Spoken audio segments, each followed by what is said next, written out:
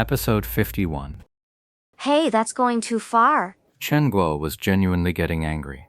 Sure, she'd wanted someone to give Tang Ru a bit of a push, but she hadn't expected Yakshu to tear her down so completely. Was it really necessary to go that far? Oh, my apologies. That was a bit much. 100 years is just an exaggeration. It wouldn't actually take that long. Hearing the first part, Chen Guo was surprised the guy was actually apologizing.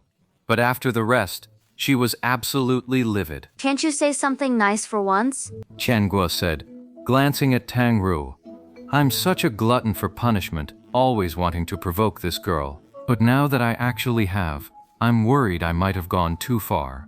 Well, the mechanics were pretty quick, like I said. And Ye Yu thought hard for a moment, then let his gaze drift elsewhere. she's quite pretty. Chen Guo felt like she was going to spit blood. Was that supposed to be a compliment? But the topic was about the game.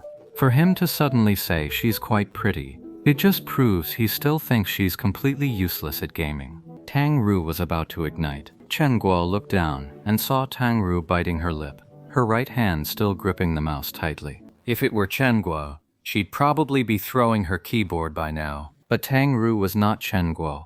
She simply said coldly, we'll talk after the fight. No need to keep fighting. I said I was going easy on you. Otherwise, after the eagle step, a silver light falling blade, a sky strike sweep, and a dragon rider's circle swing. Then why didn't you keep going?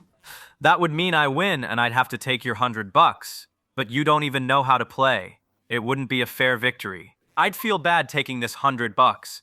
Let's just forget it. Yi Shu said, then looked toward Chen Guo. Boss, that $100 is mine, remember? Deduct it from my wages, we agreed. Stammering. Take it. Chen Guo was livid. She snatched up the 100-yuan bill, crumpled it into a ball, and hurled it at him. Thanks. Ye Shu quickly took it. It wasn't like his pockets were truly empty, completely penniless. But for Yakshu, cigarettes were a fixed expense, like food. He had to plan for the long haul and keep a reserve. A loss is a loss.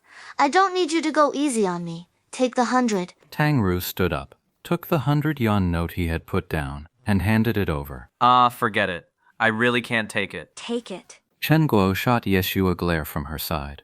She knew Tang Ru's temperament all too well. This girl is both fiercely competitive and dead serious. If Yexu stubbornly refuses to take the money, this situation won't end well. Her biggest fear right now was that Yexu would be just as stubborn and inflexible and anxious. What if Yexu absolutely refuses to take it? Then she heard him say, Then give it to the boss. I'll pay her back. that bastard, passing the buck right back to me. Chen Guo was absolutely furious, but seeing Tang Ru had no such intention, she had no desire to escalate the conflict. Chen Guo had no choice but to step forward and take the money herself. Then we're all settled up.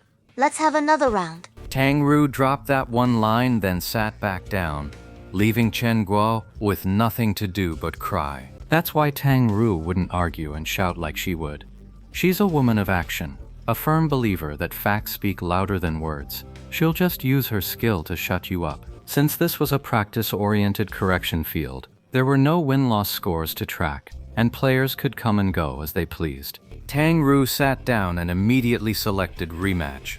Without waiting for Yeshu on the other side to say anything, she pulled out another 100-yuan bill and placed it on the table. Still 100 per game. Even though I'm not very good, I expect you to take this seriously. Yeshu turned to look at Chen Guo. She just shrugged, as if to say, I can't control this. You started it, you finish it. We're right.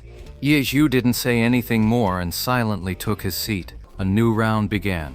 Chen Guo was still standing behind Tang Ru, but this time she just watched in silence, saying nothing more and making no further exclamations. Situation was identical to the last round.